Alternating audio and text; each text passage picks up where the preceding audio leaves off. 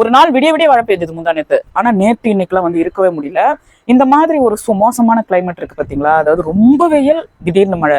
இதுல வந்து சூட்டை கிளப்பி விடுற பல விதமான நோய்கள்லாம் வரும். முக்கியமா சிக்கன் பாக்ஸ். அதனால ரொம்ப உஷாரா இருங்க. கீரை நிறைய சாப்பிடுங்க. இப்ப கூட ஒருத்தரை சந்திச்சுட்டு வந்தேன். அவர் ஃபேஸ் எல்லாம் அப்படியே சிக்கன் பாக்ஸ் போட்டு கற்பா இருந்தது. ஐயோ என்னடா இவர் இப்படி ஆயிட்டாரு அப்படின்னு சொல்லிட்டு எனக்கு ஒரே அதிர்ச்சியா இருந்தது. பக்கத்து வீட்டுக்காரர் தான் சிக்கன் பாக்ஸ் போடுது இல்ல, அதை வந்து நம்ம அம்மன் வராங்க அப்படின்னு தான் சொல்லுவோம். இருந்தாலும் வந்து ஊருக்கெல்லாம் கூட போவோம் இல்லைங்க, கழுத்துல சிலருக்கு போட்டிருக்கோம், கழுத்து வீங்கிருக்கும். அப்புறமா இந்த பக்கம் ஒரு பக்கம் வீங்கிருக்கும். ஸ்கூலுக்கு போற பசங்க ஏதாவது 8வது 9வது பையன் இருப்பான், போகமாட்டான். வீக்கமா கூட வரும். அதுல பல வகை உண்டு. நினைக்கும் போதே கொஞ்சம் பயமா தான் இருக்கு.